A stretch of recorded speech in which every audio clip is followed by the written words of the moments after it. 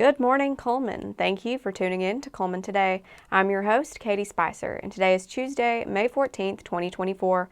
We have a lot to look at in local news today, including information on Sacred Heart's new Altar Society officers, the Cullman County Child Development Center's very first graduation ceremony at Wallace State Community College, and a significant amendment to Alabama's public records law. All of this plus sports, weather, and more, but for now, let's dive into the top stories happening in Cullman today. The Cullman County Child Development Center would like to formally invite the community to the class of 2024's commencement ceremony on Friday, May 17th. For the very first time, graduates from the school will participate in a graduation ceremony held at Wallace State Community College, a longtime tradition for the other surrounding Cullman County schools. Seniors Jarek Stewart and Madison Drew will be crossing the stage to receive their diplomas on Friday, May 17th at 6 p.m. in the Tom Drake Coliseum at Wallace State Community College. Next up, two local high schoolers have decided to take their summer plans into their own hands and start a lawn care business with the help of their teacher. Bryant Curvin and Braden Denny are the muscle and the grit behind Good Old Boys Lawn Care Service, a homeowner's dream for taming unsightly weeds, overgrown sidewalks, and unmanageable grass. The students first approached their teacher, Vinemont High School's technology coach, Mindy Conquest, about the appropriate steps to get the business going, with advertisement and even down to the company uniforms they will wear. Conquest said this is what education is about. Students finding what interests them and taking the initiative to start a summer job. Good Old Boys Lawn Care can be reached by phone or at text at 256-887-6681 or 256-869-8844. Services offered are mowing, weed eating, edging, and cleaning via blower.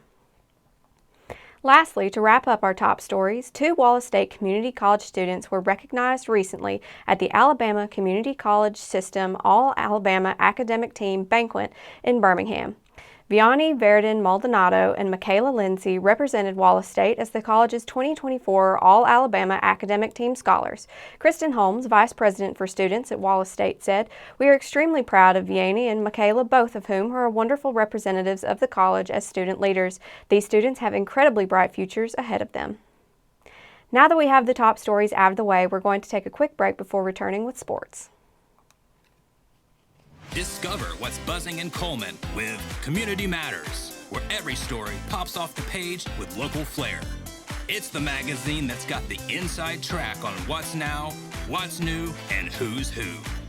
Get the lowdown on top eats and the 411 on recipes that'll turn up your summer cooking game.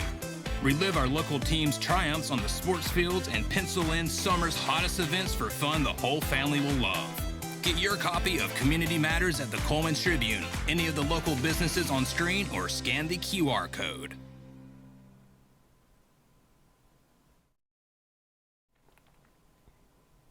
Hello and welcome back. Now it's time to find out what's going on in the world of sports. In this morning's sports recap, let's take a look at this weekend's college baseball action.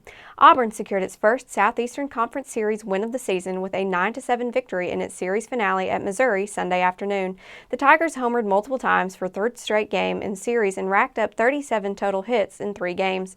Christian Herberholz turned in 5 scoreless innings in his first SEC start of the season, matching a career high. He allowed 4 hits with 2 walks and struck out 4 batters. Chris Stansfield posted 2 hits for the third straight game in the series, including a 3-run home run in the 7th inning, and scored 2 runs while driving in 3. Cade Ballou crushed a solo home run with 1 out in the 2nd inning to get the scoring started. It was Ballou's 2nd homer of the weekend and his 6th of the season.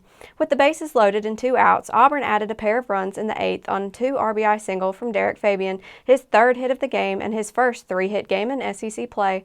Auburn's final week of the season starts with a midweek game against Samford at the Hoover Met tonight at 6 p.m.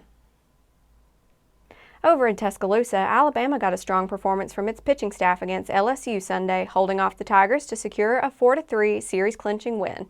With the victory, the 25th-ranked Crimson Tide are now 32-19 overall and 12-15 in SEC play. Alabama jumped out to a 4-0 lead after 3 innings, plating 3 runs in the 2nd and another in the 3rd. The Tigers got on the board with a run in the 4th and rallied for 2 more in the 8th, but couldn't get any closer than that, and the Tide held on to earn the 4-3 win. LSU's late offense was stalled by the relief duo of Tyler Fay and Braylon Myers. The pair combined for the final 2 scoreless innings, and Myers recorded his 3rd save of the season and 2nd of the week. Ben Hess earned the win thanks to one of his best starts of the season. The junior allowed just 1 run on only 3 hits and 3 walks while striking out 10 across his career-high 6 and 2/3 innings of work. Alabama will close out the regular season at Auburn for May this weekend.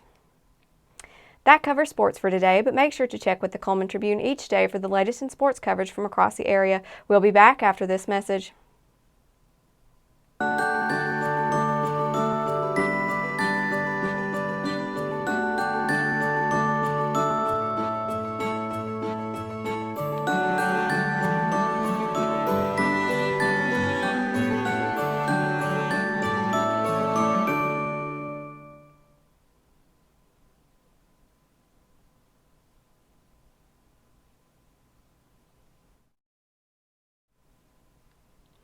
Hello and welcome back to Cullman Today. Now it's time to speed things up with our news rundown. 4 stories in under 4 minutes.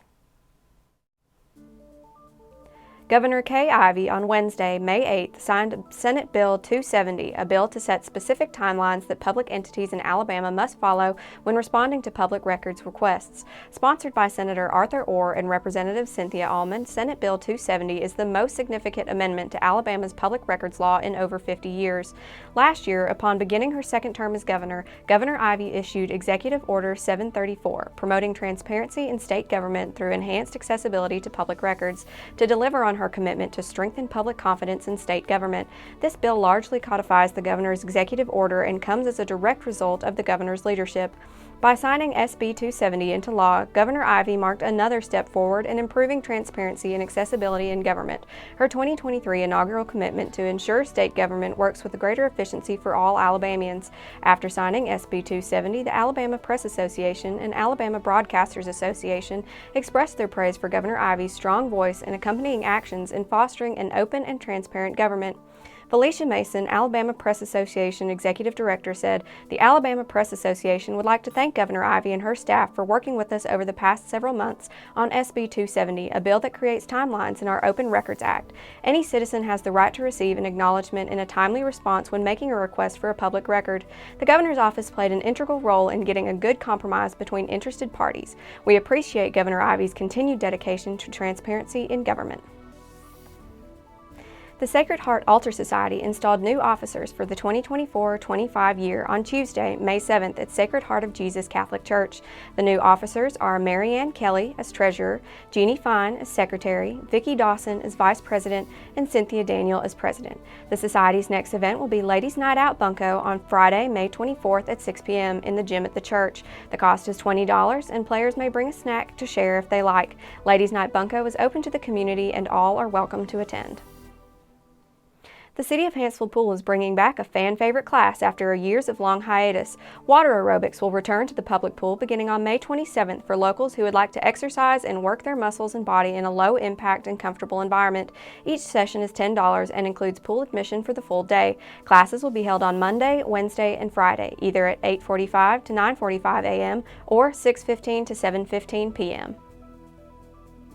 Truth in Nature, a nationwide outdoor ministry, has a simple but powerful mission to support young men from fatherless and single-parent homes by fostering a connection with nature, community, and faith.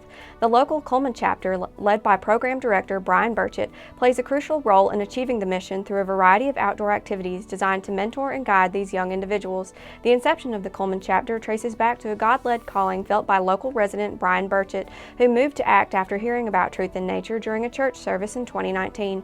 Since then, the chapter has offered its services throughout various venues in Cullman, including private lands and public areas like Smith Lake, making the programs accessible and inclusive. Now more than ever, the local Cullman chapter has a need: more Christian outdoorsmen to volunteer to mentor the young men engaged in the program. Prospective mentors are required to submit an application, undergo a criminal background check, and complete a 1-hour online ministry safe training course. Typically, the commitment involves volunteering for one Saturday or a Friday evening and Saturday each month. Prospective mentors are expected to be comfortable in outdoor settings and eager to impart Christian values and leadership skills to the youth. All necessary equipment and property arrangements are provided with no specific skill sets required for the prospective mentors. For those interested in more information on how to apply to be a mentor or enroll a boy in the program, contact Brian Burchett at brian.burchett@truthandnature.org or email info@truthandnature.org.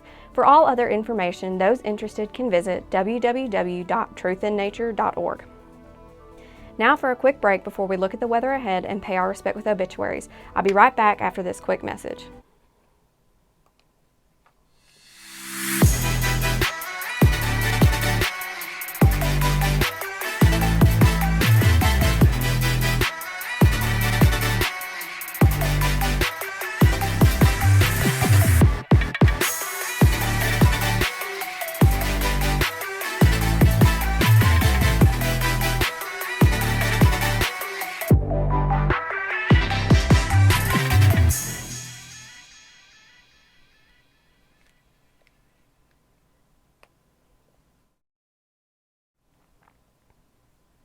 Welcome back. Let's take a moment to pause and remember those who have lost their lives this week as we turn to obituaries. Ricky E. McMinn. Mr. McMinn passed away on Friday, May 10, 2024. Funeral service for Ricky Eugene McMinn, age 71 of Cullman, will be at 1 p.m. on Wednesday, May 15, 2024 at Cullman Heritage Funeral Home, with Sidney McMinn officiating. Burial at McMinn Cemetery. Visitation will be from 6 p.m. to 8 p.m. on Tuesday, May 14, 2024 at Cullman Heritage Funeral Home. Cullman Heritage Funeral Home is in charge of arrangements. That finishes up obituaries for today. Our thoughts and prayers go out to his friends and family. Now let's take a look at the weekend weather forecast. Today there will be showers and thunderstorms, mainly before noon. The high will be near 76 with a south wind around 10 miles per hour and gusts as high as 20 miles per hour. The chance of precipitation is 90%. New rainfall amounts between 1/10 and 1/4 of an inch are possible, except higher amounts in the event of thunderstorms. Tonight there is a 50% chance of showers and thunderstorms before 1 a.m. It'll be partly cloudy with a low around 62 and a southwest wind at 5 to 10 miles per hour. Wednesday, there is a 30% chance of showers and thunderstorms. It'll be partly sunny with a high near 78 and a west wind at 10 to 15 miles per hour. Wednesday evening, it will be mostly clear with a low around 59. That concludes another edition of Cullman Today. Thank you for joining us. We'll be back bright and early tomorrow morning at 6:30 a.m. I'm Katie Spicer, signing off. From all of us here at Cullman Today, have a terrific Tuesday, Cullman.